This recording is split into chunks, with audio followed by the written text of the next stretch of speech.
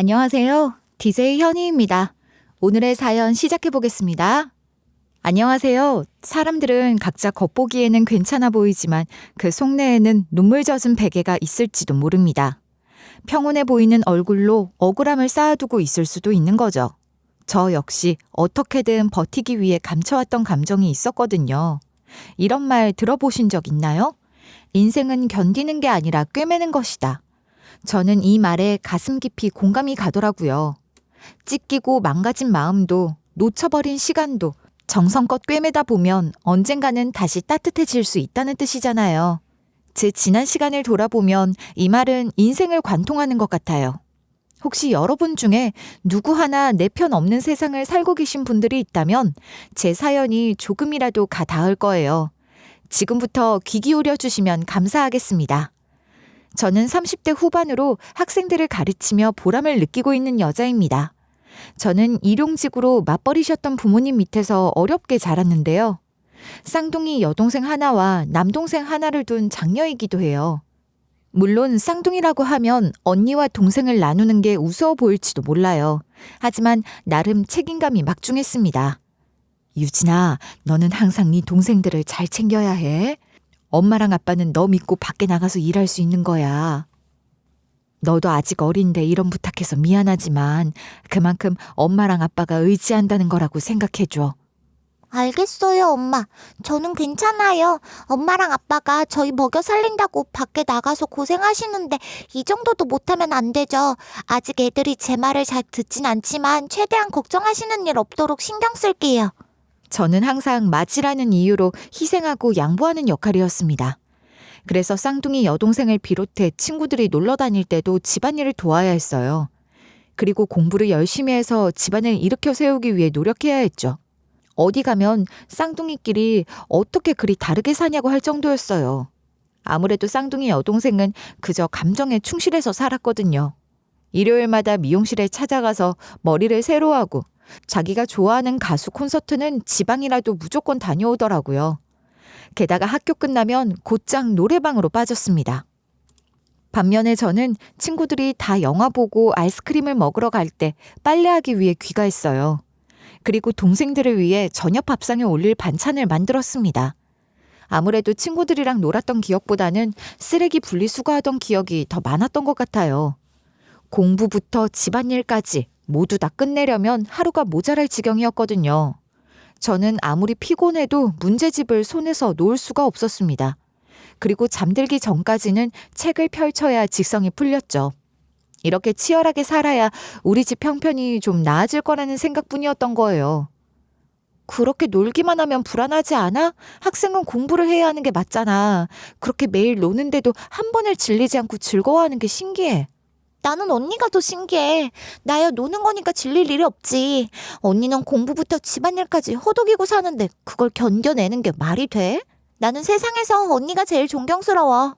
저는 이토록 치열하게 살고 있으니 마냥 철없이 사는 쌍둥이 여동생이 밉지 않냐고 물어볼 수도 있습니다. 하지만 우리는 서로를 반쪽으로 여기면서 각별했어요. 서로에게 무슨 일이 생기면 가장 먼저 달려가는 사이였거든요. 한 번은 중학생 때였는데 반 친구가 제 머리끈을 빌려갔다가 돌려주지도 않으면서 자기 것이라고 우기는 거예요. 그냥 넘겨버릴까 했는데 대뜸 저를 조롱하더라고요. 얼마나 가진 게 없으면 겨우 머리끈으로 소유권을 주장하냐는 거였죠. 순간 숨이 턱 막히면서 서럽더군요. 만약 제가 넉넉한 집안의 딸이었으면 그냥 한 귀로 듣고 한 귀로 흘러버렸을 겁니다. 하지만 저는 진짜 가진 게 몇 없었기 때문에 말문이 막혔던 것 같아요. 그런데 그 순간 슈퍼맨이라도 등장한 것처럼 쌍둥이 여동생이 복도 끝에서부터 달려왔습니다. 아무래도 제가 부딪히는 상황이 생기니 다른 친구들이 부른 것 같았어요. 야, 누가 우리 언니 괴롭혀? 너 죽고 싶어? 가진 게 얼마나 없으면? 그게 무슨 말버릇이야. 너 이거 절도인 거 알아? 한번 제대로 혼나볼래? 어디서 적반하장이야? 이 머리끈 내가 준 거라서 언니 거 맞다고. 아니 왜 그렇게 불같이 화를 내고 그래? 내가 그냥 농담한 걸지도 모르잖아. 괜히 분위기 이상해지게. 아무도 재미없다고 안 하는데 무슨 농담. 너 앞으로 입 조심해라. 우리 언니 눈에서 눈물 나게 하는 것들은 가만 안 둬. 그날 이후로는 학교에서 감히 저를 건드리는 애가 없었습니다. 저에게 쌍둥이 여동생의 존재는 정말 든든했어요. 그런데 부모님은 쌍둥이 여동생을 못마땅하게 여기셨어요. 아무래도 저랑 남동생은 학업에 충실했지만 쌍둥이 여동생은 그렇지 않았으니까요. 하지만 부모님이 아무리 타박하셔도 쌍둥이 여동생은 정말 구김살 없이 해맑은 성격이었어요. 둘째는 도대체 왜 저러는 걸까? 첫째랑 얼굴이 똑 닮은 거 보면 분명 우리 딸은 맞는데 공부머리도 영 없는 것 같고 아예 노력할 생각도 없어. 뭐 하나 꾸준한 게 없으니 걱정스럽네. 그러니까 나중에 어떻게 하려고 이러는 건지 모르겠어. 제발 마음가짐이라도 첫째를 본받아줬으면 좋겠다. 그만큼 언니가 대단하다는 증거죠. 꼭 제가 아니라도 주변에 둘러보세요. 언니 같은 딸이 있나. 엄마랑 아빠는 저한테 이러실 게 아니라 언니를 칭찬해 주셔야 돼요. 쌍둥이 여동생의 낙천적인 성격은 부럽기도 했습니다. 저는 항상 계획표에 따라 움직이는 삶을 살았으니까요. 하지만 이런 일상도 얼마 안가 산산조각 나고 말았어요. 어느 날 부모님이 화재 사고로 인해 돌아가셨거든요. 우리 세 남매는 어쩔 수 없이 고아원으로 가게 됐고요. 그런데 쌍둥이 여동생은 갑작스럽게 철이 든 것처럼 굴었어요. 아무래도 고등학교는 자퇴하는 게 좋겠어. 내가 대학을 갈 것도 아닌데 학교에 붙어있는 시간이 아깝단 말이야. 뭐? 그래도 아직 20살도 안 됐는데 벌써 일자리를 구하러 가는 건 아쉽지 않아? 너 원래 친구들이랑 놀러 다니는 거 좋아했잖아. 그때는 아직 뭘 몰랐을 때고 이제는 나도 돈을 벌어야겠어. 공장에 들어가면 기숙사도 제공된다던데? 언니는 막내 데리고 기다려. 그렇게 쌍둥이 여동생은 고등학교를 자퇴하고 공장에 들어갔습니다. 그리고 본인이 입고 먹을 것을 아껴 우리에게 돈을 보내주더라고요. 너 왜 우리한테 돈을 보낸 거야? 이 정도면 네가 쓸 건 거의 없을 것 같은데? 어차피 우리는 아직 고아원에서 보호받고 있으니까 걱정하지 마. 네가 이렇게까지 할 필요 없어. 고생은 네가 다 하는데 왜 우리한테 보내?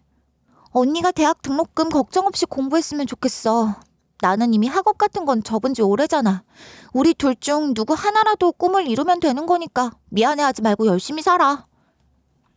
저는 미안한 마음도 있었지만 가방끈이 길어야 사회에서 인정받을 수 있다고 생각했기 때문에 열심히 공부했습니다. 솔직히 고아원은 고등학생이 공부에 집중하기 좋은 환경은 아니었어요. 아무래도 여기저기서 애들 우는 소리와 뛰어노는 소리가 들려왔으니까요. 하지만 저는 졸려도 참고 피곤해도 참고 하루 4시간 자는 걸 당연하게 여기며 문제집을 달고 살았죠. 정해진 분량을 못 채우면 쌍둥이 여동생한테 자책감이 들어서 잠도 안 오더라고요. 남들은 학원에 다닐 때 저는 혼자 고군분투해야 했으니 쉽진 않았어요. 하지만 노력은 달달한 열매를 가져다 주더라고요. 결국 제가 고대하던 대학에 합격했거든요. 그리고 마침 그날 쌍둥이 여동생도 고아원으로 돌아왔어요. 전부 다 고맙고 미안해. 아무리 생각해도 내가 대학에 붙을 수 있었던 건 네 덕분이야. 꼭 성공할 수 있도록 달려갈 테니까 기다려줘. 내가 너한테 받은 만큼 돌려줄 수 있어야 하잖아. 네가 날 위해서 고생했다는 거 절대로 잊지 않을 거야. 저는 미래를 기대하며 들떠 있었습니다. 하지만 쌍둥이 여동생은 평소와 다르게 멍하니 생각에 잠겨 있었고 자꾸 망설이면서 어수선하더라고요. 저는 아무래도 같은 처지인데 다른 상황에 놓이게 됐으니 심란한 거라고 생각했어요. 하지만 쌍둥이 여동생이 심란해 보였던 이유는 따로 있었더군요. 저랑 남동생은 고아원에 있는 만큼 통장으로 돈을 관리하는 건 어려웠어요. 그래서 현금으로 따로 숨겨 모아두고 있었죠. 그런데 쌍둥이 여동생이 그 돈을 통째로 들고 튀어버렸습니다. 아니, 둘째 누나 미친 거 아니야? 기껏 오랜만에 왔길래 반겨줬더니 이런 식으로 뒤통수를 쳐? 큰 누나가 얼마나 힘들게 공부한지 모르는 것도 아니잖아. 이럴 거면 처음부터 등록금 마련해준다는 말을 말던가. 믿을 수가 없어. 분명 둘째가 이런 일을 저지를 리가 없는데 어쩐지 그날따라 불편해 보이고 힘들어 보였어. 그건 그냥 누나가 착해서 그렇게 생각하는 거야. 내가 보기에는 누나 말에 집중도 하지도 않고 딴 생각에 빠져 있는 것 같았어. 이제 사람 취급도 하지 않을 거야. 나한테는 큰 누나밖에 없어. 당연히 저랑 남동생은 난리가 났습니다. 하지만 고아원 원장 몰래 모으고 있었던 거라 어디 말할 수도 없었어요. 게다가 제가 번 돈을 갈취당한 것도 아니고 쌍둥이 여동생이 벌어줬던 돈이니까 신고할 수 없었죠. 결국 저는 대학 진학을 포기할 수밖에 없었습니다. 그리고 생활전선에 뛰어들기로 결심했어요. 비록 저는 코앞에서 무너져 내리고 말았지만 남동생이라도 대학에 보내고 싶었거든요. 물론 남동생은 제가 이 같은 사실을 말했을 때 무지 속상해했어요. 제가 얼마나 대학에 가고 싶어 했는지 모르지 않았으니까요. 하지만 돌아가신 부모님의 한을 풀어드리기 위해서라도 좌절하고 있을 수만은 없었습니다. 어떻게든 우리 세 남매 중에 대학을 가는 사람이 있어야 한다고 생각했어요. 남동생까지 대학에 붙었는데도 등록금을 구하지 못해 포기하는 일을 겪게 해서는 안 된다고 결심한 거죠. 너는 지금부터 공부만 한다고 생각해. 너도 기본적으로 해왔던 게 있으니까 어렵진 않을 거야. 설마 내가 해낸 걸 네가 못하겠어? 누나는 너 뒷바라지하기 위해 최선을 다할 거야. 그게 내 역할이라고 생각해. 그러니까 미안해할 시간에 공부해. 그렇게 저는 치킨집에서 닭 튀기는 아르바이트를 구했어요. 세상에 쉬운 일이 어디 있겠냐마는 매 순간 남동생만이 아니면 관두고 싶다는 생각을 했습니다. 하루 종일 튀김기 앞에서 뜨거운 기름이 튀는 것을 피해보려고 해도 앞치마며 팔이며 항상 기름에 절여 있어야 했거든요.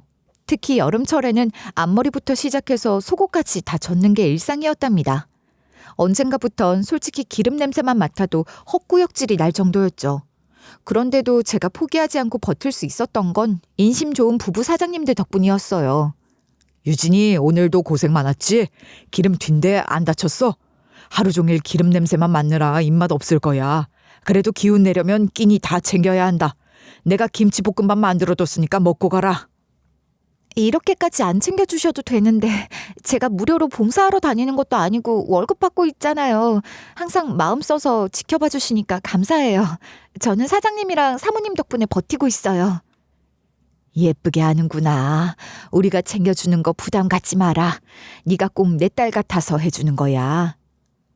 가족 같은 마음으로 그냥 받으면 된다. 처음으로 구한 일자리에서 이런 분들을 만났다는 건 행운이었습니다.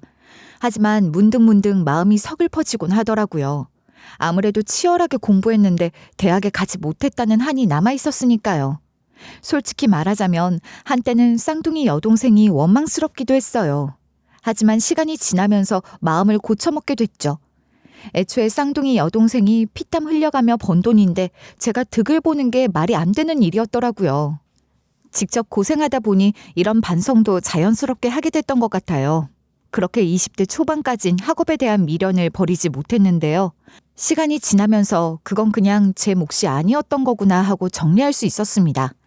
그나마 저에게 천만다행인 것은 남동생이 대학에 갔다는 거였어요.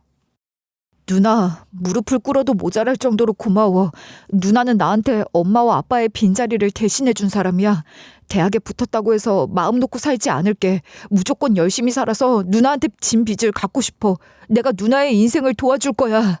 나이 차이가 어마어마하게 나는 것도 아니었는데 남동생은 꼭 아들같이 느껴졌습니다. 그래서 대학에 대한 미련을 거두고 만족할 수 있었던 것 같아요. 그런데 언젠가부터인가 치킨집 아들이 저한테 관심을 보이더라고요.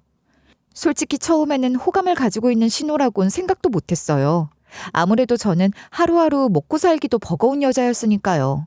그런데 퇴근할 때마다 슬쩍 치킨물을 하나 더 챙겨준다든가 제가 기름에 데인 날이면 몰래 약국에서 연고를 사다 놓고는 괜히 떨어뜨린 척 테이블 위에 올려두더라고요. 그리고 가끔은 제가 퇴근할 시간쯤 됐을 때 그 앞에서 핸드폰 하는 척 서 있다가 같이 가자고 따라붙는 거예요. 점점 행동 하나하나가 선명해지니까 저도 어느 순간 그 사람이 오는 시간이 기다려지기 시작했어요. 오늘도 힘들었죠? 아까 손목 주무르고 있던데 괜찮아요? 제가 오늘은 붕어빵 사놨어요. 같이 지하철역까지 걸어가면서 먹어요. 제가 데려다 줄게요. 이렇게까지 받아도 되는 건지 모르겠네요. 괜히 시간 낭비하는 거 아니에요? 괜히 바쁜 사람 붙잡아 두는 것 같아서 너무 미안한데요. 유진 씨가 부탁한 것도 아니고 제가 기다린 건데요, 뭐. 솔직히 말하자면 저는 하루 중에 유진 씨랑 이렇게 둘만 길거리를 걸어가는 시간이 제일 좋아요. 저에게 이런 감정은 사치라고 생각해 왔는데요. 누군가 따뜻하게 말 걸어주고 밥 잘 챙겨 먹냐고 물어봐주고 추울까봐 목도리 챙겨주는 걸 느끼니까 자꾸만 흔들리더라고요. 한참을 숨 돌릴 틈도 없이 살다가 마음이 녹아내린 거였죠. 그런데 남자친구랑 교제를 시작하고 나서 치킨집 부부 사장님들의 태도가 돌변했습니다. 평소엔 하루 종일 튀김기에 매달려 있는 저를 보면 수건도 챙겨주시고 얼음물도 건네주시던 분들이었는데 아예 눈빛부터 달라지더라고요. 점심시간에 같이 앉아 먹던 식사 자리가 사라지고 저를 부르는 목소리도 예전만큼 부드럽지 않았습니다. 심지어 사소한 실수에도 잔소리가 섞이기 시작했어요. 유진이 너 오늘 또 기름 튄 자리 청소 안 했더라?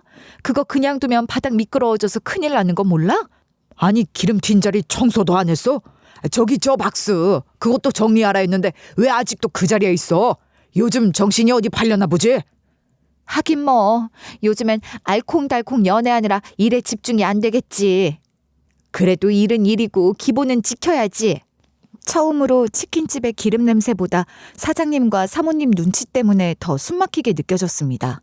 아무리 저를 소중히 대해주셨다지만 자기 아들과 엮이기엔 아깝다는 눈치였죠. 하지만 남자친구의 마음은 변하지 않더라고요. 계속해서 흔들리지 않고 끝까지 제 손을 잡아줬어요. 결국 우리는 치킨집 부부 사장님들의 반대에도 불구하고 살림을 합쳐 같이 살기로 했습니다. 식만 올리지 않았을 뿐 결혼을 한 거였죠.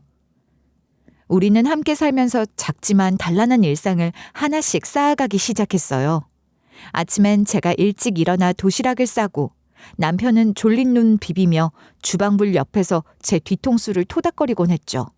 굳이 말하지 않아도 서로를 사랑한다는 걸 알 수 있었어요. 매일 밤 잠들 때면 이렇게 커다란 행복이 제 것이라는 걸 믿을 수 없었답니다. 이렇게 금실이 좋으니 우리 사이에는 아이도 금방 찾아왔어요. 나는 무조건 좋은 남편이자 좋은 아빠가 될 거야. 당신은 그동안 꼿꼿하게 살아왔으니까 나한테 기대도록 해. 절대로 말뿐인 약속이 아니야. 당신과 우리 아이한테 부끄럽지 않은 사람이 되고 싶어. 비록 축복받은 결혼은 아니었지만 따뜻한 가정을 이뤘다는 것만으로도 만족스러웠습니다. 저는 임신부터 출산까지 남편 덕분에 무사히 해낼 수 있었다고 생각해요. 그런데 세상은 꼭 한 번 웃으면 그 다음엔 울릴 준비를 하더라고요. 갑작스럽게 남편이 복마감 판정을 받게 된 겁니다. 저는 그때부터 아이 챙기랴 남편 병수발 들랴 하루하루가 전쟁이었어요. 만약 남편이 토하거나 열이 올라서 끙끙 앓으면 손을 꼭 잡고 머리를 식혀주며 밤새 곁을 지켰죠. 그리고 잠깐 눈 붙일 시간도 없이 아이가 깰까봐 조마조마해하며 가슴으로 버틴 나날들이었던 것 같아요. 하지만 고생스럽다고 생각한 적은 없었습니다. 그저 남편이 곁에 있어주기만 한다면 뭐든 할 수 있었거든요. 그런데 이 바람은 오래 가지도 못했어요. 결국 남편이 먼저 세상을 떠나고 말았으니까요. 그래도 저는 어떻게든 아이를 키우고 싶다는 마음이 컸습니다. 하지만 시댁에서는 극구 반대하시더라고요. 네가 뭘 할 수 있는데 너 어디 가서 일 제대로 구할 수 있긴 해? 우리 아들 안 만났으면 넌 그냥 여전히 닭이나 튀기고 있었을 거잖아. 그냥 우리한테 맡겨라. 저는 아이가 더 나은 환경에서 자라기를 바라면서도 헤어지고 싶진 않았습니다. 결국 고민 끝에 무급으로 치킨집 일을 도와주면서 시댁에 얹혀 살게 됐어요. 하지만 말이 좋아 얹혀 사는 거지. 몸 바쳐 일하고도 죄인처럼 살았다고 보시면 돼요. 그런데 그 사이에 남동생이 직장에 취직했다는 소식을 전해왔습니다. 큰 회사는 아니었지만 꼬박꼬박 월급을 받을 수 있다는 걸로 충분히 대단하게 느껴지더라고요. 그동안 제가 결혼하고 남동생은 학교 생활하면서 각자 바쁘게 사느라 만난 지 오래됐기 때문에 감회가 새롭기도 했어요. 그런데 남동생은 제 처지를 보고 너무 속상해하더라고요. 누나 이렇게 평생 고생만 하면서 살다 인생 끝낼 거야? 지금이라도 늦지 않았어. 당장 애 두고 나온다고 어떻게 되는 거 아니니까 누나의 미래를 위해서 발전적인 방향으로 노력해보자. 어릴 때면 모르겠는데 내가 이미 30대를 넘긴 상황에서 뭘 할 수 있겠어. 마음은 고맙지만 드라마틱하게 바뀔 것 같진 않아. 그냥 순응하는 게 맞을지도 몰라. 아니야, 누나는 할 수 있어. 고아원에서 공부해 대학까지 붙었던 게 쉬운 줄 알아? 다시 대학 가기 위해 노력해보면 어때? 옛날보다 제도도 훨씬 잘 돼 있고 지원도 많아. 대학만 졸업하면 일단 선택지가 확 늘어날 거야. 나 믿고 한번 해보자. 남동생의 눈빛과 말은 유난히 제 귀에 박혔습니다. 그래서 저는 주기적으로 아이를 보게 해준다는 약속을 받아낸 다음에 남동생 집으로 옮겨갔어요. 시부모님은 오히려 저를 쫓아냈다며 좋아하시더라고요. 아이고, 그 거머리 같은 것을 드디어 보냈구나. 얼마나 쫓아내고 싶었는데 제발로 나가줄 줄이야. 이제 마음 놓고 손주 예뻐하면서 살면 되겠어. 너 그 대학 못 들어갔다고 해서 우리 집에 다시 기어 들어올 생각하면 안 된다. 만약 떨어지더라도 네 남동생한테 얹혀 살아라. 저도 우리 아이만 아니었으면 굳이 여기에 얹혀 살지 않았을 거예요. 다시 기어 들어오지 않을 테니까 아이만 잘 봐주세요. 그렇게 남동생이 물심양면 도와준 덕분에 저는 공부에 집중할 수 있었어요. 솔직히 말하면 두고 온 아이 생각에 잠 못 이루는 날도 많았습니다. 꿈에라도 나올까 싶어 잘 때마다 베개 밑에 아이 사진을 넣고 잤고요. 혹시나 아이가 좋아했던 간식을 마트에서 보게 되면 괜히 한참을 서성이게 됐어요. 이대로 모든 걸 포기하고 아이를 보러 가고 싶다는 생각이 간절할 때도 있었습니다. 하지만 남동생의 노력이 헛되지 않게 하겠다는 각오로 억지로라도 책상 앞에 앉았죠. 그렇게 저는 그리움을 애써 억누르며 공부했어요. 그리고 그 모든 고생이 보상이라도 되는 것처럼 저는 교대에 합격할 수 있었답니다. 진짜 대단하다, 누나. 역시 내가 괜히 믿고 응원한 게 아니었다니까. 정말 고생 많았어. 이제부터는 진짜 누나한테 새로운 길이 열리는 거야. 대학에 가서도 열심히 했으면 좋겠다. 남동생은 두 손을 번쩍 들며 축하해줬습니다. 그리고 미리 준비해둔 케이크를 꺼내더라고요. 남편을 잃고 나서는 생일에도 축하를 받지 못했기 때문에 기분이 얼떨떨하기도 했어요. 게다가 남동생은 촛불을 붙이고 박수를 치며 저보다 더 들떠 있었죠. 역시 가족이 있으니까 제 일도 본인의 일처럼 축하해준다는 생각이 들어 고맙더라고요. 저도 그 순간만큼은 꿈을 꾸는 기분이었죠. 물론 교대에 붙었다고 바로 선생이 되는 건 아니지만 훨씬 가까워진 건 사실이잖아요. 감히 제가 누군가를 가르칠 수 있다는 현실에 벅차오르더라고요. 그리고 저는 이 반가운 소식을 들고 시댁에도 찾아갔어요. 아무리 시부모님이 저를 탐탁지 않게 여긴다고 해도 축하해 주실 거라 믿었거든요. 아무래도 제가 시부모님에게는 손주의 엄마이자 아들의 아내이니까요.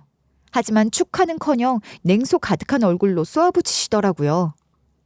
애 버리고 나간 사람이 무슨 자격으로 다시 찾아왔대? 어디 대학 갔다고 다 용서받는 줄 알아? 우리는 그런 거 바라지도 않았고 필요도 없어. 네?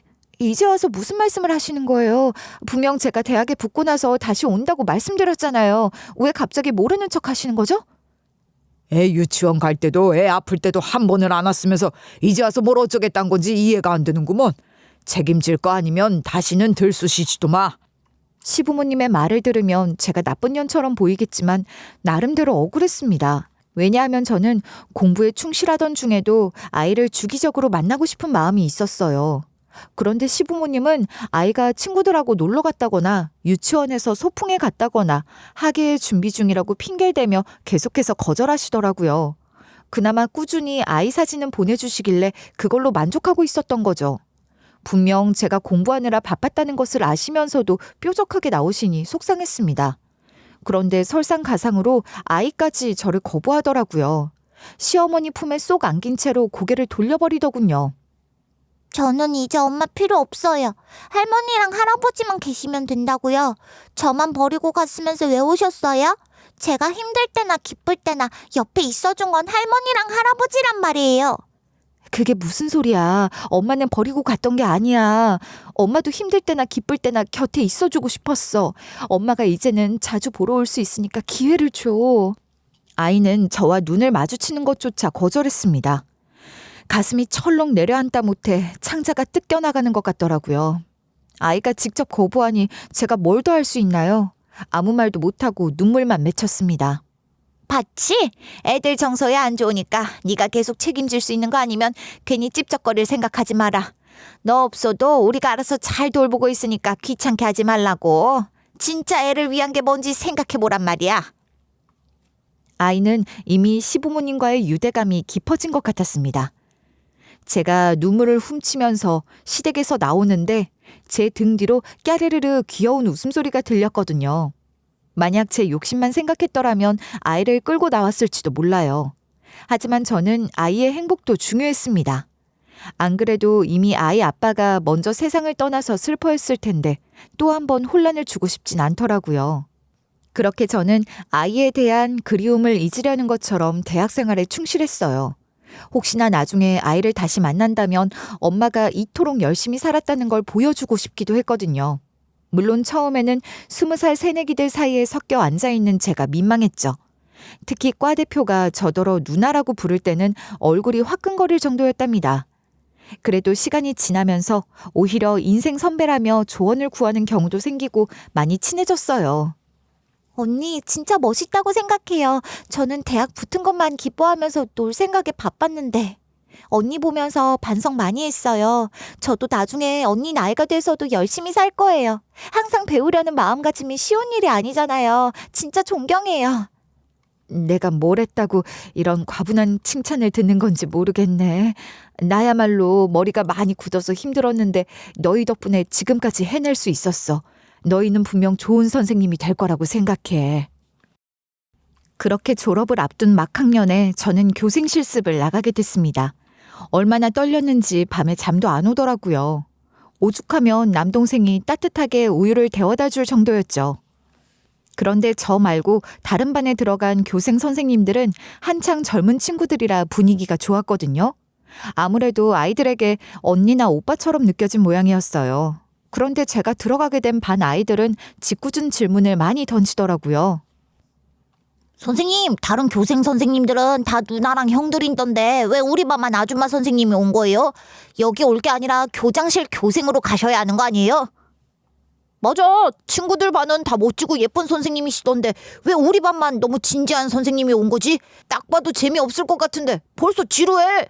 아무리 어린 아이들이 철없이 하는 말이라고 해도 상처가 되더라고요. 나름 설레면서도 긴장되는 마음으로 간 거였기 때문에 더 속상했죠. 심지어 저한테 다른 선생님으로 바꿔달라면서 장난치는 아이들도 있었어요. 그런데 이 반 아이들 중에 눈에 띄게 명품 브랜드 옷을 입고 있는 부잣집 학생이 있었거든요. 갑자기 저를 유심히 보더니 어쩐지 의미심장한 말을 던지더라고요.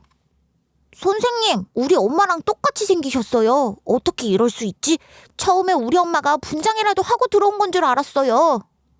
괜히 엄마 나이 또래라고 놀리는 거였을지도 몰라요. 그냥 하는 말이라고 넘겨버릴 수도 있죠. 하지만 저에겐 실제로 쌍둥이 여동생의 존재가 있었잖아요. 가슴이 철렁 내려앉으면서 온몸이 식어버리는 것 같았습니다. 도대체 무슨 정신으로 수업 시간에 버티다가 교무실에 돌아왔는지 모르겠어요. 저는 떨리는 마음을 애써 감추며 부잣집 학생의 학생 기록부를 확인했습니다. 그런데 역시나 제 쌍둥이 여동생의 이름이 떡하니 적혀 있더라고요. 순간적으로 눈앞이 아찔해질 정도로 심장이 쿵 내려앉았죠. 그래서 저는 종례 시간 전에 부잣집 학생을 찾아가 조심스럽게 부탁했어요. 혹시 오늘 집에 가면 부모님에게 내 이름 전달해 줄 수 있을까? 새로운 교생 선생님이라고 알려주면 좋겠어. 꼭 부탁할게. 부잣집 학생은 알겠다며 고개를 끄덕였습니다. 그러고 집에 가서 남동생과 저녁을 먹는데 밥이 입으로 들어가는지 코로 들어가는지 모르겠더라고요. 오죽하면 남동생이 학교에서 혼났냐고 걱정할 정도였어요. 누나 왜 그래? 무슨 넋이 나간 것처럼 구네. 학교에서 뭐 잘못한 거 있어? 내일 가기 싫어서 그래? 처음이라 그럴 거야. 금방 적응하면 또 달라져. 나도 회사 처음 들어갔을 때는 실수투성이었어. 으이구, 나 위로해 주는 거야? 학교에서는 별일 없었어. 그냥 이런저런 생각할 게 있어서 그래. 아직 어설프긴 할 텐데 계속 노력해봐야지. 사실 남동생에게도 쌍둥이 여동생을 다시 만나게 될지도 모른다는 말을 흘리려다가 일단 참았습니다. 만약 아니라면 저나 남동생이나 둘 다 실망이 클 테니까요. 그렇게 저는 심장이 입 밖으로 튀어나올 것처럼 긴장하면서 다음 날에 출근을 했어요. 그런데 부잣집 학생은 딱히 별말도 없고 장난치며 웃기 바빴습니다. 괜히 저 혼자 설레발친 것 같아서 실망스럽더라고요. 그렇게 상심했지만 아이들 앞에선 밝게 웃으며 하루를 보냈어요. 그런데 퇴근하려는 순간 학교 정문 앞에서 누군가가 저를 부르더라고요. 바로 쌍둥이 여동생이 울면서 저를 향해 다가오고 있었습니다. 언니, 나야. 내가 진짜 잘못했어. 그때부터 지금까지 하루도 마음 편히 잔 적 없었어. 그동안 언니도 나 때문에 고생 많았지. 얼마나 대학에 가고 싶어 했는지 다 아는데 너무 미안해. 쌍둥이 여동생은 온몸의 수분을 다 빼기라도 할 것처럼 오열하며 사과했습니다. 그 모습을 코앞에서 보는데 만감이 교차하는 기분이 들더라고요. 굳이 이렇게까지 사과할 건 아니라고 생각하면서도 이렇게나 잘 사는데 왜 저랑 남동생을 찾아오지 않았던 건지 의아했거든요. 왜 그동안 우리를 찾아오지 않았던 거야? 정말 우리를 배신하고 연을 끊을 각오로 나갔던 거야? 도대체 뭐하고 살았던 건지 알고 싶어. 우린 서로한테 남은 유일한 가족이었잖아. 쌍둥이 여동생은 고개를 떨구고 조용히 입을 열었습니다. 그리고 지난 세월 어찌 살아왔는지 이야기를 들려주더라고요. 사실 제가 대학에 합격했던 그날 쌍둥이 여동생은 임신했다는 것을 알게 됐대요. 물론 저랑 남동생에게 말 못할 것도 없었죠. 분명 우리는 같이 키워줄 우애가 있었으니까요. 하지만 문제는 뱃속 아기의 친부가 유부남이었다는 겁니다. 심지어 쌍둥이 여동생도 모르고 만났다고 해요. 그런데 공장까지 본처가 찾아와 난리를 치는 바람에 알게 됐다고 하더라고요. 내 남편 건드린 년 도대체 누구야? 절대로 가만 놔두지 않을 거야. 어디 감히 남의 가정을 파탄내고 유부남을 탐내? 멀쩡하게 잘 살아갈 수 있을 줄 알아? 무조건 얼굴부터 갈아버릴 거니까 각오해. 쌍둥이 여동생이 아무리 강단 있게 자퇴하고 공장을 다녔어도 19살이었습니다. 당연히 본처의 경고에 겁먹을 수밖에 없었겠죠. 그나마 다행인 건 본처가 지목한 사람은 다른 여직원이었다고 해요. 애초에 그 유부남이 건드린 공장 여직원이 한둘이 아니었던 거죠. 결국 쌍둥이 여동생은 뱃속 아기를 어떻게 해야 할지 결정해야 했습니다. 하지만 누구와 결혼해버릴 수도 없었고 혼자 키우는 것도 두려웠겠죠. 결국 쌍둥이 여동생은 브로커를 통해 아기를 흘려보내고 돈을 들고 튀었던 거였어요. 그런데 막상 브로커와의 약속을 코앞에 두니 망설여졌다고 했습니다. 아니 이제 와서 포기하겠다고 하면 어떡해요. 어차피 애 아빠도 딱히 없다고 했잖아요. 여자 혼자 애 키우는 게 쉬운 줄 알아요? 무조건 불행해지게 돼 있어요. 그냥 마음 돌려 먹어봐요. 아무래도 안 되겠어요. 저 그냥 낳아서 키우려고요. 아무래도 이대로 흘려보내면 평생 후회할 것 같아요. 만약에 불행해진다고 해도 그냥 감내할게요. 제 뱃속에 찾아와 줬는데 포기할 수는 없어요. 결국 쌍둥이 여동생은 그 돈으로 반지하 원룸을 구했고 아기를 홀로 낳아 키웠다고 했습니다. 그리고 어떻게든 아기 데리고 살아남기 위해 노력했다고 하더라고요. 아무래도 기댈 곳이 없던지라 직접 아기를 업고 식당 홀을 누비며 서빙했대요. 그리고 짬이 나면 쉬기보다는 설거지를 도맡았다고 하더라고요. 분명 몸은 고됐지만 등 뒤로 느껴지는 아기의 체온으로 힘냈다고 했어요. 그러다가 다행히도 같은 처지의 남자를 만나 재혼한 겁니다. 그리고 둘이 낳은 막내가 바로 제가 교생 와서 본 부잣집 학생이었던 거죠. 원래 막내가 태어났을 당시만 해도 형편이 이토록 좋지는 않았다고 하더라고요. 최근 몇 년 사이에 배우자의 사업이 성공해서 넉넉해진 거랬어요. 여유가 생기니까 언니랑 동생이 너무 그리웠어. 어떻게든 간절하게 찾고 싶었는데 원망하는 소리를 들을까 봐 두렵더라. 내가 진짜 언니 인생에 너무 큰 죄인이야. 아무리 내가 힘들었대도 언니한테는 변명밖에 안 된다고 생각해. 쌍둥이 여동생은 다시 한번 절절한 심경을 전하면서 사과했습니다. 하지만 저는 제가 겪은 고생을 쌍둥이 여동생 탓으로 돌리고 싶지 않았어요. 네가 고생해서 번 돈이었잖아. 용서하고 말 것도 없어. 네가 진짜 필요한 상황이었으니까 가져간 거라고 생각해. 그냥 말만 해줬으면 좋았을 거야. 그러면 우리가 이 긴 세월 동안 떨어져 살지는 않아도 됐을 테니까. 역시 아무리 쌍둥이라 해도 나한테는 영원한 언니야. 배울 점이 너무 많아. 나도 이제 와서 생각해보니까 속 시원하게 털어놓을 걸 그랬어. 그때는 언니랑 동생이 나를 의지하는데 어떻게 해야 할지 막막하기만 하더라고. 그렇게 우리는 서로를 부둥켜 안고 눈물을 흘렸습니다. 조금 시간이 지나서 울음이 멈추니까 쌍둥이 여동생은 제가 어떻게 살아왔는지 궁금해하더라고요. 저는 조심스럽게 자초지종을 꺼냈어요. 그 와중에 교대는 또 어떻게 갔어? 언니처럼 사는 사람 또 없을 거야. 너무 존경스러워. 나라면 절대로 그렇게 이악 물고 못 살았을 거라고. 쌍둥이 여동생은 저를 축하해주면서도 아이와의 엇나가 버린 상황을 안타깝게 여겼습니다. 아무래도 본인도 자식이 있다 보니 제가 얼마나 마음이 고통스러웠을지 이해하는 것 같더라고요. 그리고 시부모님의 태도에 대해서도 정색하면서 문제 삼았어요. 그냥 남편 없이 나 혼자서 애를 키울 수 없는데 애는 보고 싶으니까 어쩔 수 없는 선택이었지 뭐. 시댁에 얹혀 살면서 치킨집 도와드린 거야. 아니, 누가 보면 언니가 형부 먼저 가라고 등 떠민 줄 알겠어. 언니가 무슨 죄를 지은 것도 아닌데 왜 그렇게까지 당하면서 살아야 됐어, 해? 나는 절대로 이대로는 못 넘어가. 저는 쌍둥이 여동생의 도움으로 시댁에 부당이득 반환 청구를 걸었습니다. 물론 처음에는 망설여지기도 했어요. 아무래도 아이가 저를 더 나쁜 사람으로 인식할까봐 걱정스러웠거든요. 하지만 곰곰이 생각해보니 제가 잘못한 게 없는 만큼 떳떳하게 정당한 대가를 받아야겠더라고요. 무급으로 일하는 동안 정말 많이 고생했으니까요. 그렇게 저에게 소송 걸렸다는 사실을 안 시댁에서는 난리가 났어요. 너 이게 무슨 짓이야? 다 늙은 시부모 한번 주고 보라 이거야? 나중에 네 남편 보기 두렵지도 않아? 하늘에서 보고 있으면 얼마나 가슴을 치겠냐. 괜히 마누라 잘못 들였다가 부모 가슴에 대못을 박았다고 후회하고 있을 거다. 그이가 살아있었다면 어머님과 아버님이 저한테 그러시도록 놔두지 않았을걸요? 저는 이 집의 며느리였지 종이 아니었어요. 제가 없는 돈 달라는 것도 아니고 일한 대가를 달라는 거잖아요. 괜히 헛소리하지 마세요. 결국 시댁은 제 노동에 대한 대가를 모조리 토해내야 했습니다. 다만 아무리 쌍둥이 여동생이 도와주기로 했다고 해도 소송을 준비할 때는 겁이 나기도 했어요. 하지만 쌍둥이 여동생이 능력이 있는 변호사를 고용해준 덕분에 크게 스트레스 받지 않고 끝날 수 있어서 다행이었습니다. 처음에는 가족의 정으로 도와준 거라고 우겼는데 결국 조목조목 자료를 들이대니까 시부모님도 반박이 없어지더라고요. 아무리 두려워도 정의를 되찾아야 한다는 걸 이번 일로 인해 깨달을 수 있었죠. 하지만 소송에서 이기고 금전 문제까지 해결됐음에도 마음 한구석은 계속 허전하더라고요. 결국 저에겐 돈보다도 우리 아이와의 관계가 엇나간 게 슬펐던 겁니다. 아이고, 우리 언니 이러다 말라 죽겠네. 하루빨리 조카를 좀 만나봐야겠어.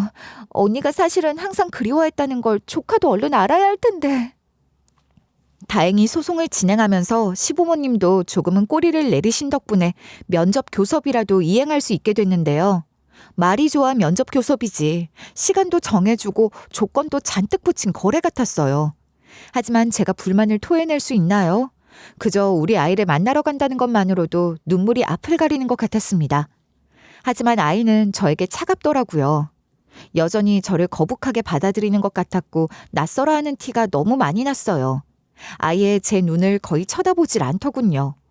고개를 푹 숙인 채 작게 인사만 하고 금세 뒤로 물러났고요. 제가 다가가 손을 내밀자 고개를 돌려버렸습니다. 게다가 제가 말이라도 걸어보려고 이것저것 이야기했는데 단답만 했어요. 그 말투가 얼마나 딱딱하던지 그 자리에서 눈물이 흐를 뻔했죠. 그러다 보니 제가 괜히 고집 부린다고 아이를 힘들게 하는 건가 싶어서 스트레스도 많이 받았습니다. 피가 마르는 기분이었어. 내가 낳은 내 새끼가 이렇게 나를 거부할 줄은 몰랐으니까. 그냥 나는 엄마도 아니고 아예 낯선 존재가 돼버린 건가 봐. 차라리 아예 모르는 사람 취급하는 거면 좀 나았을지도 몰라. 거의 원수 취급하는 것 같았어. 언니 앞에서 그런다니까 너무 짠하네. 뭔가 오해가 많이 쌓인 것 같은데 그걸 풀 순 없을까? 아니면 우리 막내 아들이 조카랑 또래니까 한번 만나게 해주는 건 어때? 같이 어울려 놀다 보면 분위기가 풀어질 수도 있잖아. 쌍둥이 여동생한테 고민을 털어놨더니 한 가지 아이디어를 주더라고요. 처음에는 과연 이 얼음장 같은 아이의 마음을 녹일 수 있을지 의문스러웠는데 생각보다 효과가 좋았습니다. 신기하게도 막내 조카 덕분에 분위기가 슬슬 누그러지는 게 느껴졌어요. 야, 너 나랑 같이 모래놀이 해볼래? 내가 공룡 발자국도 만들 줄 알거든. 너 이거 잘 모르면 내가 가르쳐 줄 테니까 따라해봐. 우와, 진짜 신기하다. 이거 진짜 공룡 같네. 이건 이빨이고 이건 꼬리 같아. 나도 해보고 싶어. 확실히 아이들은 마음이 도화지 같다고 생각했습니다. 처음 만났을 땐 수줍어서 서로 눈도 못 마주치고 서 있더니 금방 잘 놀더라고요. 서로 모래 뿌리면서 깔깔 웃고 나뭇가지로 땅에 그림을 그리는데 참 예뻐 보였어요. 제 아이가 잘 노는 모습을 보는 것만으로도 근심 걱정이 날아가는 것 같았죠. 그렇게 둘은 놀이터에서 소꿉장난도 하고 아이스크림을 뺏어 먹으며 싸우기도 하다가 결국 한 덩어리처럼 붙어 다니더라고요. 그리고 끝내 막내 조카 덕분에 오해가 풀렸습니다. 엄마, 그때 제가 엄마 싫다고 한 거 미안해요. 진심은 아니었어요. 그냥 엄마가 저 버리고 다른 가족을 만들려고 한다길래 속이 상했던 거예요. 지금까지 엄마도 혼자 지내시는 줄은 몰랐어요. 엄마가 널 두고 어딜 간다고 그래. 그동안 얼마나 보고 싶어서 눈물이 났는데 엄마는 죽었다 깨어나도 널 버리지 않아. 우리 이제는 같이 살자. 너 떳떳하게 데리고 살고 싶어서 엄마가 여태까지 노력했던 거야. 아이가 저와 진지하게 대화를 나눠주는데 진짜 눈물이 핑 돌더라고요. 그리고 시부모님이 저와 아이의 사이를 이간질했다는 게 분하고 괘씸했습니다. 괜히 억울하게 아이한테 상처를 입힌 거잖아요. 그래서 저는 이를 문제 삼고 아이를 데려오기로 했어요. 또 무슨 수작을 부려서 아이와 저를 멀어지게 만들지 모르잖아요. 저는 이제 집도 있고 일도 하고 있어요. 제 아이는 이제 제가 키울 거예요. 괜히 저 하나 밉다고 아이 가슴에 생채기 내는 게 말이 된다고 생각하세요? 저는 이제 두 분을 절대로 신뢰할 수 없어요. 오해를 풀기까지 얼마나 고생했는지 생각하면 치가 다 떨린다고요. 하도 애가 널 그리워하니까 우리 나름대로 대책을 세웠던 거다. 뭐 그렇게 괘씸하다는 듯이 노려보고 그래. 이제라도 오해 풀리면 된 거지. 지금에 와서 뭘 어쩌겠단 거야. 여기서 정부 치고 살았는데 괜히 데려갔다가 애만 혼란스러울까 봐 겁난다. 애가 혼란스러울까 봐 걱정하시는 거예요? 그게 진심이라면 저를 험담하지 마셨어야죠. 어차피 어머님과 아버님이 뭐라 해도 제 새끼예요. 그 누구도 막을 수 없다고요. 당당한 직업까지 생겼으니 뭐라고 하실 말씀도 없으실 거예요. 결국 시부모님도 더 이상 고집 피울 수 없었습니다. 그렇게 저는 아이를 다시 데려올 수 있었어요. 그동안 제 품에서 아이를 키우지 못했던 만큼 어리광도 피우게 해주고 적응해 나가는 중이에요. 아침에 이불 속에서 배시시 웃는 얼굴을 볼 때면 세상을 다 가진 것 같은 기분이 들어요. 그리고 제가 만든 요리를 먹으면서 눈을 반짝이며 세상에서 제일 맛있다고 하는데 얼마나 귀여운지 몰라요. 한 번은 밤에 자다 벌떡 일어나서는 품에 꼭 안겨 훌쩍이더라고요. 엄마가 꿈에서 멀리 갈 거라고 했어요. 제가 막 울면서 가지 말라고 했는데도요. 엄마 안 그러실 거죠? 무조건 제 옆에 있어 주실 거죠? 빨리 약속해 주세요. 당연하지. 엄마는 네 껌딱지처럼 살고 싶은데? 원래 꿈은 반대라는 말도 있어. 절대로 어디 가지 않을 거니까 걱정하지 않아도 돼. 다시는 아이가 슬퍼하지 않도록 신경 많이 쓸 겁니다. 잃어버렸다가 다시 찾은 보물 같은 존재니까요. 하루하루 살아가는 게 이토록 행복할 줄은 차마 몰랐어요. 아이와 함께하는 하루하루가 저를 다시 숨쉬게 하는 것 같아요. 이런 게 바로 사는 맛이라고 하는 거겠죠? 그리고 쌍둥이 여동생과 남동생도 서로 오해를 풀었습니다. 우리도 참 그렇게 사이좋다가 한참 동안 등을 돌리고 살았네. 지금도 언니랑 널 보면 미안해서 숨고 싶다. 됐어. 이제 다 오해 풀렸는데 뭐. 결국 이렇게 모였다는 게 중요한 거잖아. 우리 서로 못 보고 산 시간만큼 돈독하게 지내자고. 다시는 이런 일 없었으면 좋겠어. 솔직히 이런 날이 제 인생에 다시 와줄 거라고는 상상도 못했습니다. 우리는 이제 조카들까지 온 가족이 모여 함께 시간을 보내기도 해요. 인생은 영원하지 않아서 서글프기도 하지만 한편으로는 영원하지 않기에 살만하는 것 같아요. 사연을 듣고 계신 여러분들 중에 힘든 일을 겪고 계신 분들이 있다면 절대로 영원하지 않을 테니 힘내라고 말씀드리고 싶어요. 지금까지 들어주셔서 감사합니다.